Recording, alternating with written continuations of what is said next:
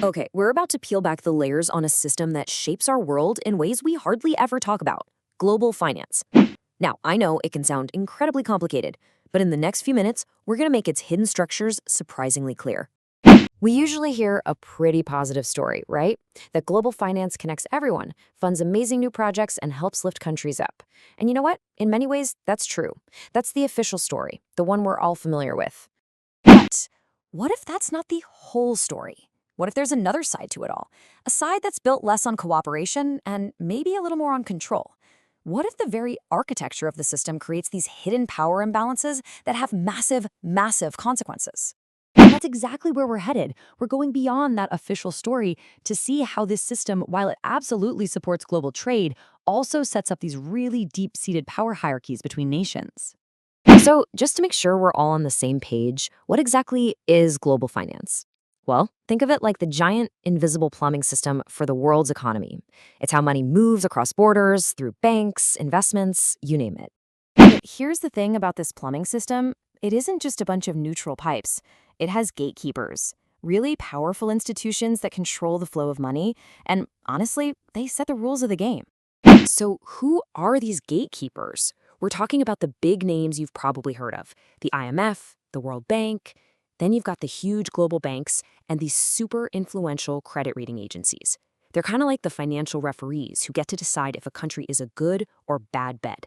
These are the players with their hands on all the levers. Now, this is where it gets really interesting. You get the trade-off here. When a developing country needs cash, these institutions make a promise. We'll give you financial support. We'll help you develop. But it always comes with a price.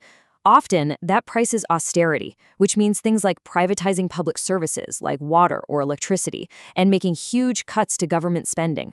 So to get the loan, a country often has to give up some control over its own economy. And this whole dynamic leads to one of the most powerful control mechanisms in all of global finance, what we call the debt trap. So how does this trap actually snap shut? It's a vicious cycle, really. It starts out simple enough. A country borrows money for a new road or a hospital, but then the interest starts to pile up. Maybe their currency value changes. Suddenly, the debt is way bigger. Soon, that country has to take out new loans just to pay the interest on the old ones. And with every single new loan, their dependency on the lenders gets deeper and deeper. And the impact on the ground is huge. I mean, this isn't just numbers on a balance sheet. It means a country is stuck in long-term dependency. It means there's less money for things like schools and healthcare. It means they're always in a fragile economic state. But the structure of control doesn't just stop at debt. Nope. There's another layer, one that's even more fundamental. Let's talk about how the actual money we all use becomes a tool of power. Here's the critical thing to get. The entire global financial system is built around a couple of very dominant currencies, and sitting right at the top of that pyramid is the US dollar. I mean, just take a look at this. This shows what central banks around the world keep in their savings accounts, their reserves. That massive slice of the pie, that's the US dollar. And this didn't happen by accident. It's a core feature of the system's design. So why does this matter so much? Well, it means that pretty much every other country has to get their hands on a ton of US dollars just to buy and sell stuff on the global market. This creates a huge dependency, and when exchange rates bounce around, it's the smaller, developing economies that get hit the hardest. Okay, so let's just pull these threads together for a second. We've got the gatekeeper institutions, we've got the mechanics of the debt trap, and we've got the power of a dominant currency. When you put all those pieces on the board, you realize you're looking at a fundamentally unequal playing field. In today's world, everything's connected. A financial crisis in one corner of the globe can spread like wildfire. But here's the crucial part. Not everyone has a fire extinguisher.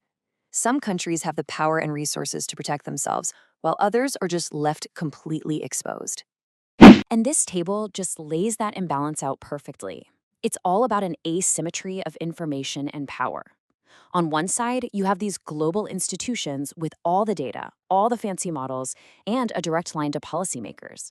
On the other side, developing nations with very little bargaining power, often forced to take advice from the very people they're negotiating against. If you need one clear, recent example of all this, just think about the year 2008. The financial crisis that started in the US housing market didn't stay there. It went global, fast. It was a painful lesson in just how interconnected and how unequal this system really is. So let's just quickly boil it all down. What are the big takeaways here?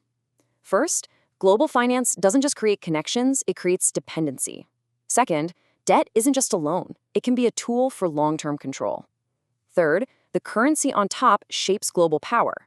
And finally, that imbalance of information nearly always benefits those who are already powerful.